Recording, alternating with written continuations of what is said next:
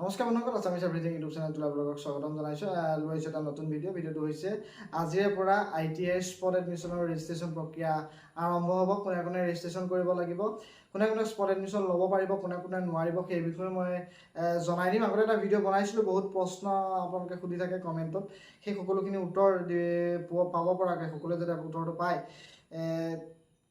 সেইদৰে ভিডিঅ'টো মই বনাই দিছোঁ আপোনালোকক। ভিডিঅ'টো স্কিপ নকৰাকৈ আপোনালোকে শেষলৈকে চাই যাব।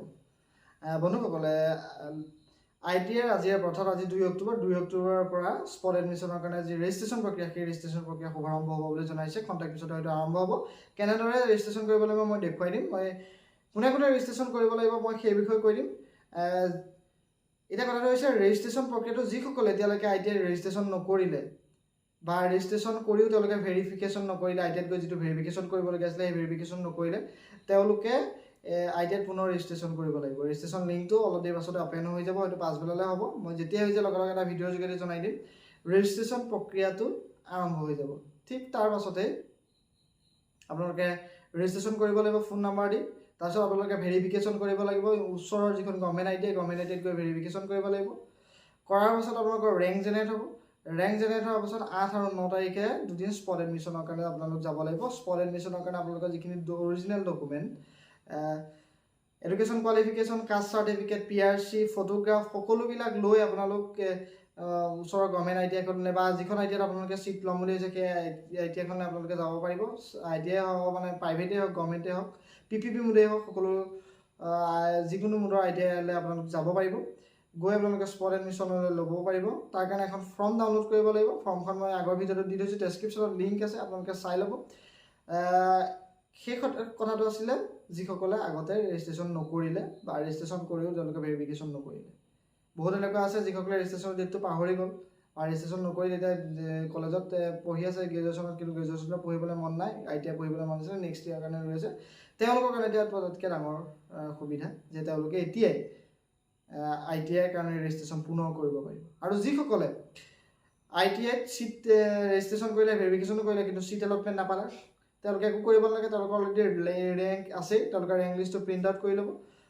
প্ৰিণ্ট আউট কৰি লোৱাৰ পাছত তেওঁলোকে সেই 8 আৰু 9 তাৰিখে সকলো ডকুমেণ্টছ লৈ, পে'মেণ্ট ফিজটো লৈ আপোনালোকে যাব লাগিব। এডমিশ্যন ফিজটো সকলোৱে লৈ যাব লাগিব। এতিয়া নতুনকৈ ৰেজিষ্ট্ৰেশ্যন কৰাই হওক, আগতে ৰেজিষ্ট্ৰেশ্যন কৰি ভেৰিফিকেশ্যন কৰি থকা সকলোৱে লৈ যাব লাগিব। আৰু যিসকলে ITIত চিট পোৱাৰ পাছতো এডমিশ্যন নল'লে আৰু এডমিশ্যন নোলোৱাৰ ফলত তেওঁলোকৰ চিটটো কেঞ্চেল হৈ গ'ল, তেওঁলোকেও এতিয়াৰ পৰা যিটো কাউন্সেলিং প্ৰক্ৰিয়া, স্পট কাউন্সেলিং, তাত অংশগ্ৰহণ কৰিবগৈ পাৰিব।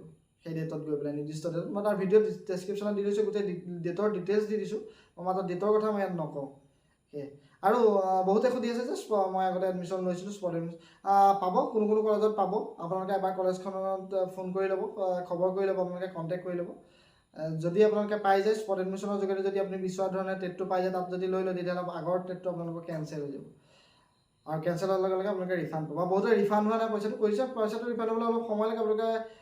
আপোনালোকে খবৰ কৰি থাকিব। বাৰে বাৰে কলেজত যাবলৈ দৰকাৰ নাই, কিন্তু সপ্তাহ বা মাহেকত এবাৰ হ'লেও তেওঁলোকে ফোন কৰি বা এবাৰ কলেজত ফিজিকেলি গৈ হ'লেও আপোনালোকে এবাৰ খবৰ কৰি ল'ব। ৰিফাণ্ডটো আপোনালোকে কৰি দিব লাগে, নিয়মত কৰিয়ে দিব লাগে সোনকালে। এইখিনিয়ে আছিলে। আৰু স্পট এডমিশ্যন সকলোৱে কৰিব পাৰিব। লগতে আৰু এটা খবৰ দি দিছোঁ আপোনালোকক, মিছন বসুন্ধৰা 3.0 আজিৰ পৰা আৰম্ভ হৈছে।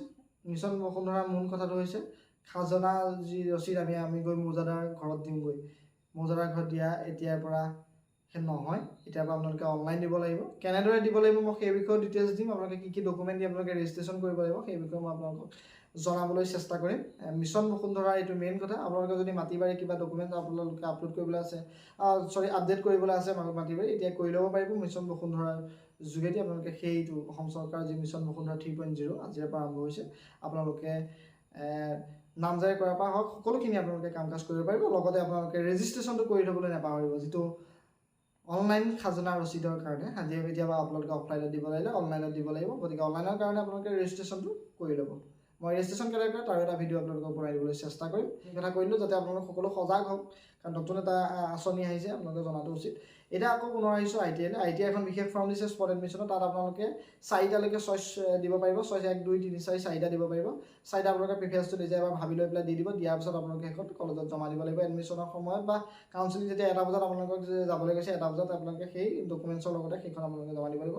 তাৰপিছত আপোনালোকে বেছ কৰি আপোনালোকৰ মেৰিট লিষ্টৰ ওপৰত বেছ কৰি আপোনালোকে সেই ছিটটো দিয়া হ'ব। সম্পূৰ্ণ মেৰিট বেচিছত হ'ব। যিখন ৰেংক লিষ্ট হ'ব ৰেংক অনুযায়ী আপোনালোকে ছিটখিনি পাব।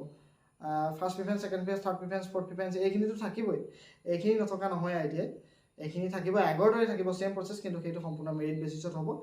গতিকে আপোনালোকে অতি সোনকালে যাব ITIত গৈ আপোনালোকে যিসকলে ৰেজিষ্ট্ৰেশ্যন কৰে সেইসকলে ৰেজিষ্ট্ৰেশ্যন কৰি ল'ব। আজিৰে পৰা কাইলৈৰ পৰা আপোনালোকে ভেৰিফিকেশ্যন কৰিব লাগিব। 5 তাৰিখলৈকে লাষ্ট ডেট দিয়া আছে।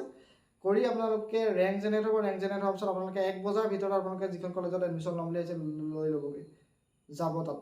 এডমিশ্যন সকলোৱে পাব বুলিতো ক'ব নোৱাৰি। তাৰ আগত আপোনালোকে এবাৰ কণ্টেক্ট আছ বুলি যিটো অপশ্যন আছে ITI ৱেবছাইটত, তাত গৈ আপোনালোকে ফোন নাম্বাৰখিনিৰ পৰা আপোনালোকে কলেজত খবৰ কৰি ল'ব ITIত ছিট আছেনে নাই। সকলো কলেজতে হয়তো ছিট নাথাকিবও পাৰে, গতিকে গৈ লাভ নহ'ব। সেয়েহে এবাৰ আপোনালোকে খবৰ কৰি ল'ব। ITI এতিয়ালৈকে ছিট ভেকেঞ্চি এটা লিষ্ট মাৰিব লাগিছিলে, এতিয়ালৈকে নামাৰিলে, হয়তো নামাৰিবও পাৰে। গতিকে হয়তো মাজতে এইকেইদিন আপোনালোকে যি ভেৰিফিকেশ্যন প্ৰক্ৰিয়াটো 5 তাৰিখলৈকে আছিল, 8 তাৰিখলৈকে যথেষ্ট সময় আছে। তাৰ মাজতে হয়তো যি ছিট মাৰিব পাৰে, ছিট কিমান ভেকেণ্ট হৈ আছে, মাৰিব লাগেও, প্ৰতি বছৰে মাৰে। যদি মাৰি যায় মই আপোনালোকক এটা ভিডিঅ'ৰ যোগেদি জনাই দিবলৈ চেষ্টা কৰিমেই। আৰু যদি নামাৰে তেতিয়াহ'লে আপোনালোকে কণ্টেক্ট আছৰ যিটো ফোন নাম্বাৰ আছে, যি হেল্পলাইন নাম্বাৰ আছে, তাত গৈ আপোনালোকে কল কৰিব। ইমেইল কৰিলে ৰিপ্লাইটো সাধাৰণতে নিদিয়ে, ফোন কৰিলে আপোনালোকৰ ৰিপ্লাইটো দিব ফোন ধৰি। গতিকে এইখিনি আপোনালোকে কৰি ল'ব। গতিকে আশা কৰিছোঁ ভিডিঅ'টো চাই ভাল পালে, ইনফৰমেশ্যন দুটা ভাল পালে। ভিডিঅ'টো লাইক কৰি দিব, শ্বেয়াৰ কৰি দিব। যদি চেনেলটো এতিয়ালৈকে ছাবস্ক্ৰাইব কৰে ছাবস্ক্ৰাইব কৰি দিবলৈ নাপাহৰিব। ধন্যবাদ।